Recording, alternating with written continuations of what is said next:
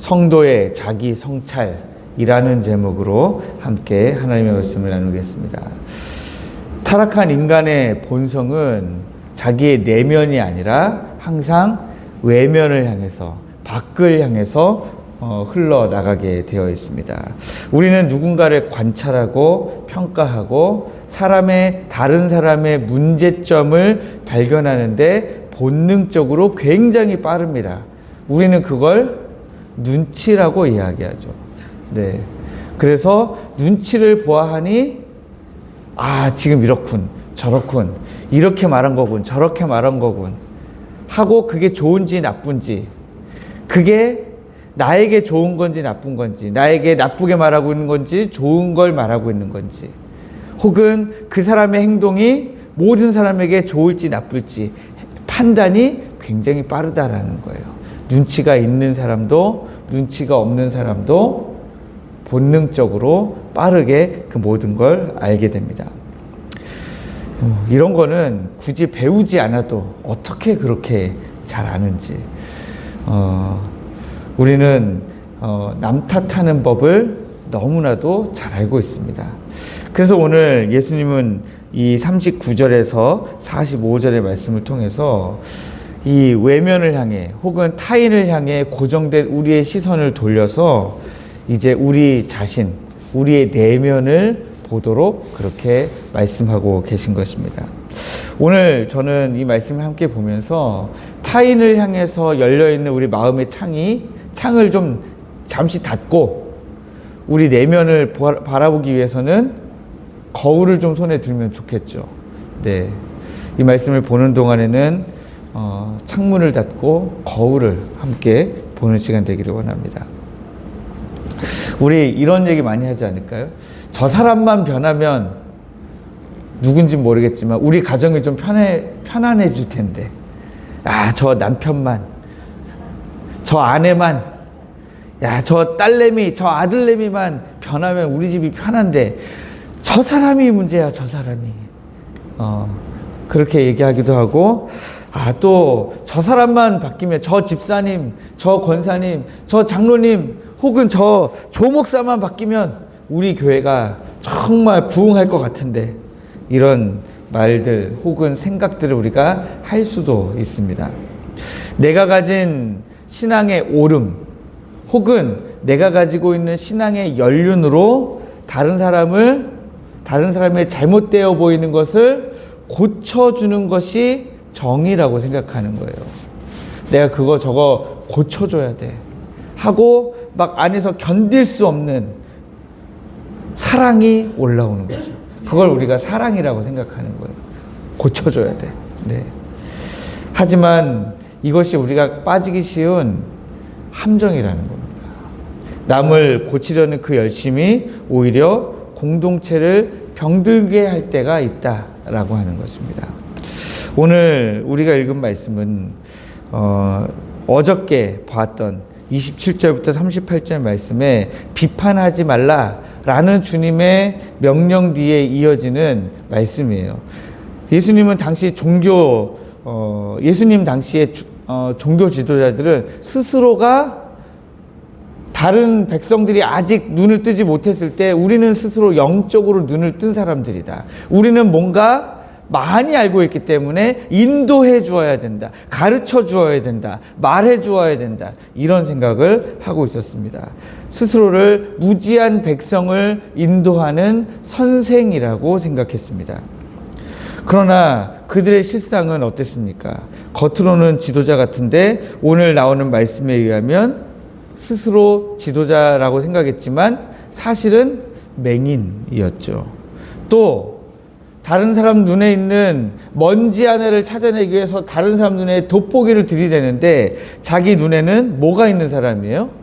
들보가 있는 사람이에요. 저는 이 표현을 볼 때마다 재밌더라고요. 들보가 뭡니까? 눈에 들어갈 수 있는 거예요? 들보는 눈에 들어갈 수가 없는 거잖아요. 들보라는 것은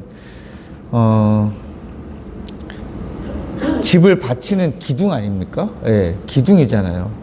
기둥이 지금 당신 눈 속에 들어가 있을 정도로 당신이 지금 문제인데 어떻게 남의 눈에 있는 먼지, 티끌을 찾겠다고 돋보기를 들이댈 수 있느냐. 또 그 다음에 뭡니까? 43절부터 나오는 말씀을 보니까 좋은 열매를 맺을 수 없는 못된 나무라는 거예요. 나쁜 나무도 아니고 못된 나무라고 지금 주님이 말씀하고 있는 것입니다. 이 비유를 통해서 우리가 알 수 있는 것은 각각의 비유에 대해서 이런 것이죠. 우리의 영적인 시력이 정말 좋으냐 나쁘냐라는 거예요. 우리가 정말 영적으로 이미 눈을 뜬 사람들이냐 아니면 아직도 눈을 뜨고 있는 중이냐라는 거예요. 여러분도 한번 시험을 한번 해보세요. 눈을 지금 한번 감아 보십시오. 감았다가 이제 천천히 한번 떠보세요. 눈을 완전히 뜬 다음에 보여요? 뜨는 중간에 보여요? 여러분들 영화나 드라마 보면 어떻게 돼요? 오랫동안 이제 사고가 나가지고 병상에 누워 있었던 이제 식물인간처럼 누워 있었던 사람이 눈을 딱 뜨는 순간에 그거를 카메라 앞에서 이렇게 쫙 보여주면서 눈을 뜨는 동시에 눈을 열고 있는 과정 중에 보이죠. 앞에 누가 있는지 막 이런 게 막 보이는 과정이. 근데 여러분 실제로 해보면 그렇지가 않더라고요. 저는 어제 이거 말씀 준비하면서 눈을 이렇게 뜨면서 해봤는데 안 보이더라고요, 저는. 네. 우리 뜨는 중에 잘 안 보여요. 그런데 뜨는 과정 중에 있는데도 불구하고 내가 남보다 조금 더 안다고, 내가 조금 더 낫다고 생각해서 가르치려고 드는 거죠. 어떤 마치 뭐냐면 우리가 지금 주님을 닮아가고 있는 중이잖아요. 눈을 뜬 게 아니라 뜨고 있는 과정에 있다는 것은 우리가 지금 주님을 누구나 다 닮아가고 있는 과정에 있는 거고요. 누구나 다 하나님의 나라를 향하여 가고 있는 중에 있고요. 구원이 완성되어 가고 있는 중에 있습니다. 하나님을 알아가는 중에 있습니다. 우리는 다 과정 중에 있어요. 그렇기 때문에 나는 마치 다 끝난 것처럼 할 수가 없다는 거예요. 보지 못하는 자가 눈을 감고 운전대를 잡으면 그건 목적지까지 우리를 가게 하는 게 아니라 거의 재앙 수준의 사고가 나게 만드는 거죠. 두 번째 비유를 보시면 형제의 눈 속에 있는 티는 보고 내 눈 속에 있는 들보는 왜 깨닫지 못하느냐 하시는 이 주님의 말씀을 통해서 우리가 알아야 될 것이 있습니다. 남의 눈에 있는 들보를 보지 말라는 게 아니에요. 아니, 티를 보지 말라는 게 아니에요. 순서를 보시면요, 그 42절 마지막에 보시면 뭐라고 되어 있습니까? 외식하는 자여, 먼저 내 눈 속에서 들보를 빼라. 그 후에야 내가 밝히 보고 형제의 눈 속에 있는 티를 빼리라. 그러면 여러분, 형제의 눈 속에 있는 티를 빼는 게 먼저입니까? 내 눈 속에 있는 들보를 빼는 게 먼저입니까? 예, 다른 사람의 눈 속에 있는 티가요, 들보만큼 크게 보인다는 사실을 우리는 알고 있습니다. 내 눈 속에 있는 들보는요, 정말 티눈보다 더 작게, 먼지보다 더 작게 느껴진다는 사실도 우리가 잘 알고 있습니다. 그러나 중요한 것은 우리 주님이 형제의 눈 속에 있는 티를 빼려는 노력을 하지 마라 하시는 게 아니라 우리 눈 속에 있는 들보를 먼저 빼라고 말씀하시는 거예요. 내 눈 속에 있는 들보를 먼저 빼야만 남의 눈 속에 있는 티를 보고 빼줄 수가 있게 된다라고 하는 거예요. 순서가 있다라는 거죠. 그런데 내 눈 속에 있는 들보를 빼는 과정을 생각해 보면 언제까지 빼야 될까요? 혹시 들보가 하나만 있을 거라고 생각하시는 건 아니죠? 네. 들보가 하나만 있는 건 아닙니다. 우리 눈 속에. 네. 그러면 이 얘기는 뭘까요? 제가 이것을 조직신학적으로 보면 우리가 구원받은 과정에서 중생의 과정이 생깁니다. 중생이 발생하고 거기에서 이제 주님을 만나는 과정이 발생하죠. 그러면서 우리가 성화의 과정을 시작합니다. 그러다가 우리가 주님 만나는 날이 되면 그 주님을 만날 때, 천국에 들어갈 때 우리가 어떻게 돼요? 영화가 되는 거죠. 그러면 그 성화는 과정이에요. 영화는 결과고요. 그러면 성화의 과정 중에는 우리 눈에 끊임없이 들보가 발생하게 되는 거죠. 그러면 끊임없이 발생하는 들보를 빼다 보면 우리는 남의 눈 속에 있는 티를 염려할 새가 없는 거예요. 내 눈 속에 있는 거 빼야 되니까요. 그래서 남을 향한 다른 사람들을 내가 정말 옳게 만들어줘야 되겠다, 다른 사람들을 고쳐줘야 되겠다 하는 그런 사역보다는 내 내면을 점검하고 하나님 앞에 회개하는 것이 항상 먼저다라고 하는 것입니다. 주님은 우리 마음에 본질을 보라고 하십니다. 못된 나무가 좋은 열매를 맺을 수 없어요. 겉으로 거룩한 척, 점잖은 척 포장해도요, 입으로 나오는 말을 보면 그 사람이 못된 나무인지 좋은 나무인지 알 수 있다는 거예요. 45절 말씀에 보니까 선한 사람은 마음에 쌓은 선에서 선을 낸대요.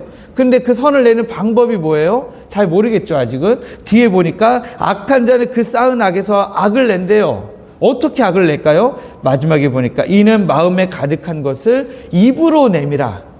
네, 우리의 마음에 가득한 것이 입으로 나옵니다. 못된 것이 가득하면 입으로 못된 것이 나오고, 선한 것이 쌓여 있으면 입으로 선한 것이 나온다는 거예요.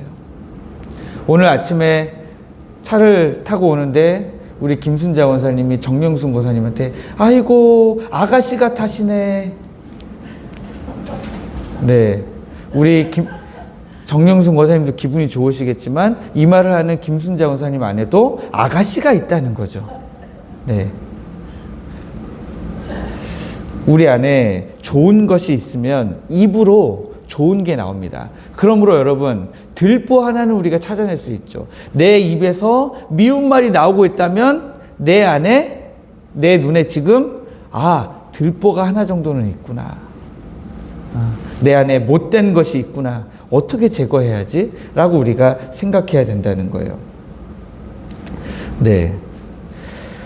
우리가 이 모습을 다윗에게서 봅니다. 다윗은 밧세바를 범하고도 자기 눈에 들보는 깨닫지 못했어요. 그래서 나단 선지자가 와가지고 이제 이 다윗 왕에게 이야기를 해줍니다. 부자가 있었고요, 가난한 자가 있었는데 부자는 양이 엄청 많았어요. 가난한 자는 양이 한 마리밖에 없었습니다. 그런데 그 부자에게 손님이 왔는데 이 부자가 자기에게 있는 그 수많은 양들 중에 한 마리를 잡아서 대접하는 게 아니라 자기 양을 주기 싫어서 그 가난한 자의 양 한 마리를 빼앗아서 손님을 대접했습니다. 그랬더니 다윗이 듣자마자 야, 그 나쁜 놈! 그 놈을 잡아서 벌을 줘라! 했더니 나단 선지자가 뭐라고 얘기해요? 그 사람이 바로 당신입니다. 네, 다윗도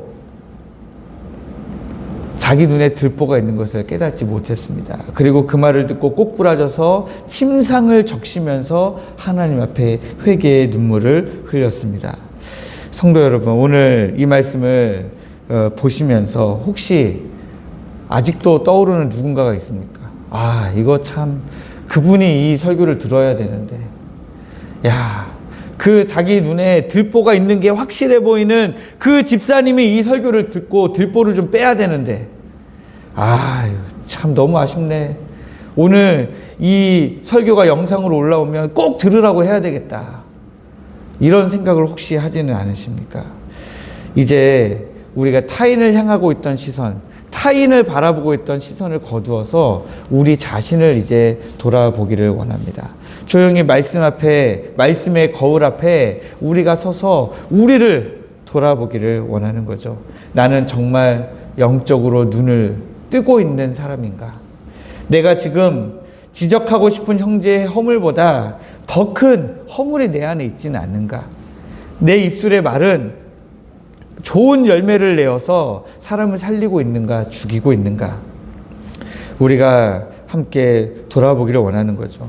우리 성도는요, 남을 고치는 해결사가 아니라 날마다 하나님 앞에 자신의 잘못을 고백하는 회개자가 되어야 됩니다. 해결사만 가득하면요, 교회가 망해요. 교회는 회개자가 많아야 됩니다. 내가 좋은 나무가 되면 굳이 다른 사람 가르치려 하지 않아도 선한 영향력을 끼치게 됩니다. 그리고 그 선한 영향력을 다른 사람들이 함께 맛보고 함께 주님께로 돌아오고 함께 회개의 자리로 나오고 함께 기도의 자리로 나오게 될 것입니다. 이 은혜가 우리 교회에 가득하기를, 그 가득한 은혜가 바로 여러분들로부터 시작되기를 주님의 이름으로 축복합니다.